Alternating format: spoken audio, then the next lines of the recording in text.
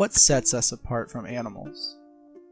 I think some of the more common answers would be reason, philosophy, what we're capable of, the systems we build, the way we solve our problems, the way we organize our societies, and so on. While these answers used to be the same answers I would give, I haven't been satisfied with them for a few years now. I think we've been sedated by our own intellect. We see ourselves as the most intelligent creatures on the planet, and that seems to be true, but that wouldn't separate us from beast. It would only secure our place as the highest form of beast. It would only differentiate us in the superlative sense. So what is it then? What distances us from the animals we sprinted past in the evolutionary race? While it really depends on which school of thought you subscribe to, my belief is that it's our relationship with pain. While almost every semi-intelligent animal can learn from pain, for example, if you shock a mouse whenever he steps in a specific spot, he'll learn to avoid that spot. I think our relationship with pain is deeper, though. Throughout history, we've seen many human cultures that traditionalize ceremonial pain, from scarification to tribal tattoos, from modern exercising to painful maturation rituals like the bullet ant ritual of the Maori people. We seem to commonly associate pain with growth. This means humans do more than learn from pain, they consciously place a value on it, which seems counterintuitive at first. But it's a value that so many cultures have understood across time that I think it's a profound realization. The things we learn through enduring pain are life lessons that stick with us. Talk to someone who struggled with addiction. They'll often speak in maxims and metaphors when discussing their struggles. I think it's partly because these same maxims were once disregarded by these people as empty platitudes. But now they hold these simple phrases as sacred because they found value in what they once considered worthless.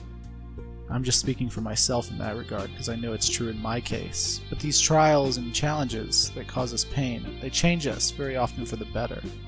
They transform us into complete beings with a reason to keep going because we gain insight to how much we can endure. I've come to believe that difficulty and emotional challenge are what foster adulthood.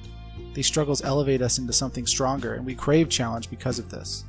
Why do you think so many young people cling to video games? Not only are games a microcosm of reality with near identical progression curves, but they represent the challenge these adolescents struggle to find in their day-to-day lives. Video games foster a competitive environment where rewards are numerically tracked, where progress can be easily determined, and where their effort and time pay off in an immediately noticeable way. But it's becoming harder and harder for people to see these things in their lives, especially in youth. As schools become easier, early accomplishments are diluted. As more and more teachers develop a near pathological fear of distressing their students, schools become numbing to the mind and to the emotion. This has a cascading effect. Human accomplishment, and especially the pursuit of it, serves as a natural and healthy means of chemical reward. If we stunt the ability of children to challenge themselves out of fear of them experiencing pain or, God forbid, stress, we not only rob them of their natural chemical rewards, but we rob them of their hopes and dreams, their pursuits and their mistakes. We kill the ideals that they developed while first learning to talk and act, and we pilfer their chances at understanding their own strengths and weaknesses.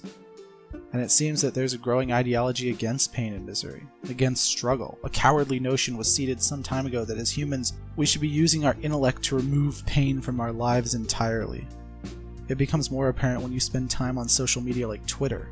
Pay attention to the way people wield statistics like Bible verses. They cite them very often with little understanding of the context in a cherry-picked manner despite frequent contradiction from other statistics. The age of science worship has begun. We killed off our old gods for new ones that promise painkillers, convenience, and data. Jung said in his commentary on The Secret of the Golden Flower that science must serve. It errs when it usurps the throne. And Christ, one glance at a Twitter argument, it's pretty obvious people worship science. Two people linking articles, discussing statistics back and forth, neither reading what the other posts because they come from false idols on the other side of the political spectrum. We use science to delude ourselves into believing we can remove one of the most important pains a human can experience, the pain of not knowing, the pain of uncertainty. The atheist movement was marketed as a move away from following the words of others blindly and a move towards accepting what we don't know, but as far as I'm concerned, it was a step back rather than a leap forward. I mean, Christ, the amount of people that trust the first Google result enough to end a conversation immediately is frightening. Do they hold their gods in such high status that a mere website convinces them that they don't need to look further into a problem? And how did statistics become conflated with facts in the first place? Furthermore, why do people value facts in such a manner that they bow before their own facts but scoff at the equally valid facts of their opponents? It sounds counterintuitive at first, but facts aren't temporally consistent. Facts are tools, not doctrines. They're shifting sands. What is a fact may not be a fact 5 years from now, yet we build our lives atop them.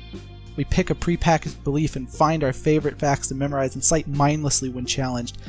And make no mistake, my problem does not lie with science or facts, it lies with our relationship to them. It's damn near worship at this point, and people need to develop a way to navigate complex intellectual spaces without Googling some numbers first. The point of science has always been to identify what's false. It's never been a perfect tool for finding what's true. The quote I showed at the beginning of this video has always stuck with me since I first heard it. It always held true in my head as a testament to the frightening ease and allure of allowing yourself to become a monster. I've always found it a little scary to think about because I can see the potential for it in myself. But what I've recently figured out is that the inverse of this statement is far scarier because I can see the potential for it on the scale of entire societies.